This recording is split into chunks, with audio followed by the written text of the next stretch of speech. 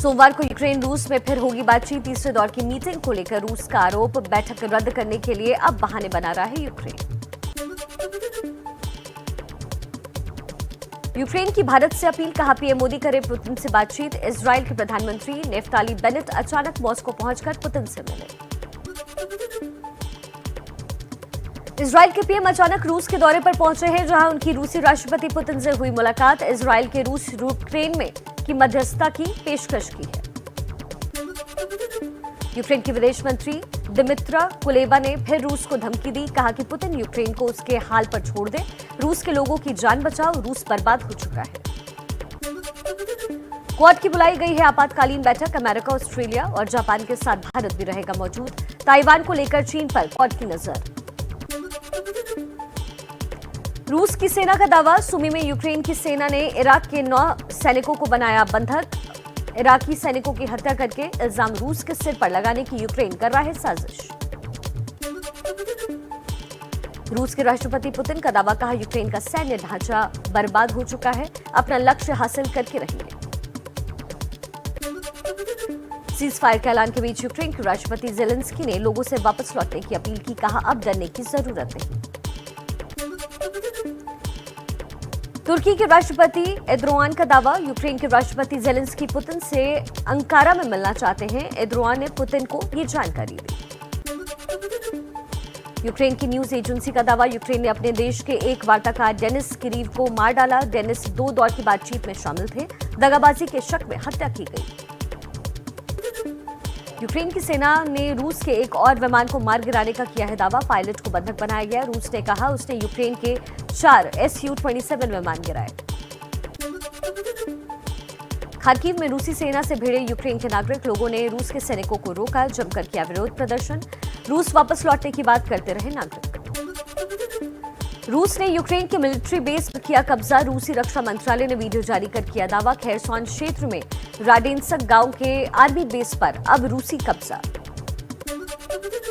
Mariupol में रूसी बमबारी अब भी जारी। भारी संख्या में घायल पोर्ट सिटी के अस्पताल में भर्ती करवाए गए। बर्फ से ढके शहर में लगातार गिर रहे हैं बम। घायल सेना के जवानों का इलाज अब भी जारी। यूक्रेन से शरणार्थियों का पोलैंड पहुंचना अभी जारी। कोरजोवा बॉर्डर से भी आने लगे हैं रिफ्यूजी। अब तक यहां 3000 से ज्यादा शरणार्थी पहुंचे। पोलैंड कर रहा है मदद। रूस और यूक्रेन युद्ध में सबसे ज्यादा चिंता सुमी में फंसे छात्रों को लेकर है। विदेश मंत्रालय के मुताबिक यूक्रेन के सुमी शहर में 700 से ज्यादा छात्र फंसे हुए हैं। विदेश मंत्रालय का बयान, खार्किव से सभी भारतीयों को निकाला जा चुका है। सुमी और पेशोचिन से बच्चों को निकाले जाने पर सरकार का पूरा ध्यान। यूक्रेन से वतन लौटे यूपी के गोंडा के रहने वाले आकाश सिंह और सुयश गुप्ता, परिजनों में खुशी की लहर।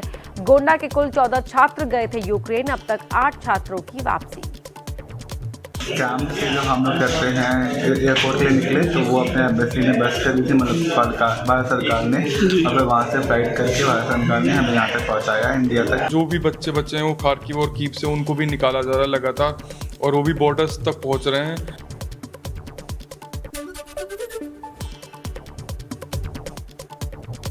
ऑपरेशन गंगा के जरिए देश लौटे यूपी के सहारनपुर के रहने वाले पारस सिंह। 185 छात्रों को लेकर लौटा विमान। भारत सरकार को कहा शुक्रिया। हमारी बस में फ्लैग था हमारी कंट्री का, तो किसी ने हमें ऐसा रोका भी नहीं। दिल्ली एयरपोर्ट पर देर रात छात्रों को लेकर लौटी 2 फ्लाइट्स। बुडापेस्ट और कोसिसे से कुल 434 नागरिक लौटे भारत। केंद्रीय मंत्री भगवंत खुबा ने किया स्वागत।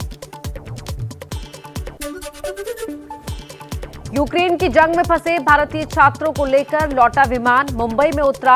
एयरपोर्ट पर केंद्रीय मंत्री कपिल पाटिल ने छात्रों का किया स्वागत। ऑपरेशन गंगा के तहत अब तक 100 उड़ानों की घोषणा। 11 मार्च तक 6 प्राइवेट विमान कंपनियों के साथ इंडियन एयरफोर्स की होंगी 100 उड़ानें। यूक्रेन में फंसे भारतीयों को जल्द वापस लाने का मिशन। आज लखनऊ में सीएम योगी आदित्यनाथ यूक्रेन से लौटे छात्रों से करेंगे मुलाकात। सुबह 10 बजे करीब 50 छात्रों से मिलेंगे सीएम।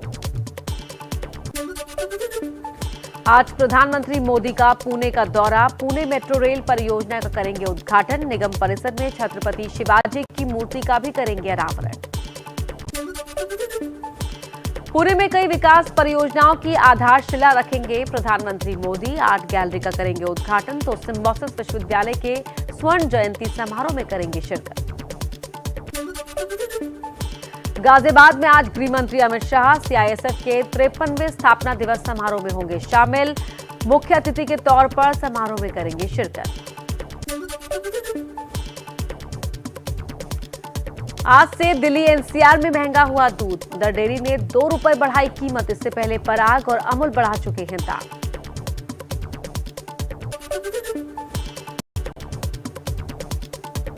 सातवें चरण के आखिरी दिन के चुनाव प्रचार में प्रधानमंत्री मोदी ने खजूरी में की जनसभा। समाजवादी पार्टी पर जमकर बोला हमला।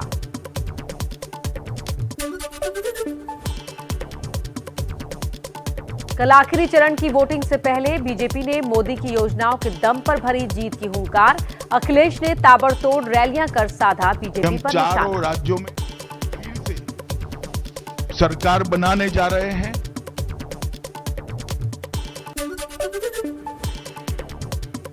यूपी के भदोही में योगी आदित्यनाथ ने की रैली। अखिलेश यादव पर साधा निशाना। यूपी में बीजेपी की बम्पर जीत का किया दावा।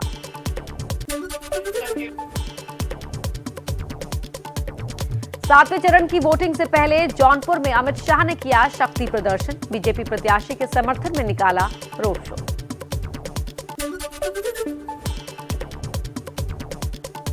यूपी में आखिरी चरण के प्रचार के आखिरी दिन दिग्गजों ने झोंकी ताकत। सोमवार को पूर्वांचल की 54 सीटों पर होना है मतदान।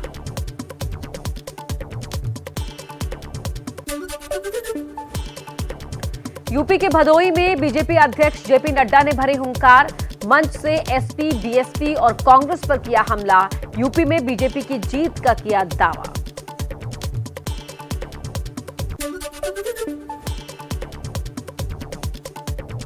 आजमगढ़ में अखिलेश यादव ने भरी चुनावी हुंकार। गोपालपुर में जनसभा को किया संबोधित। योगी सरकार पर बोला जोरदार हमला। वोट डालने को तैयार हैं तो मुझे पूरा यकीन है कि धुआं उड़ाने वाले इस बार धुआं धुआं हो जाएंगे।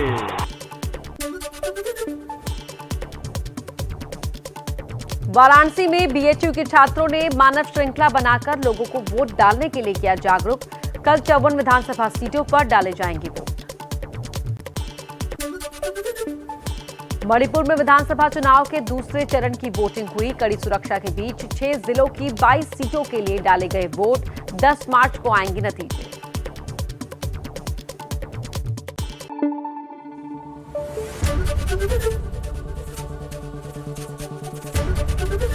एबीपी न्यूज आपको रखे आगे।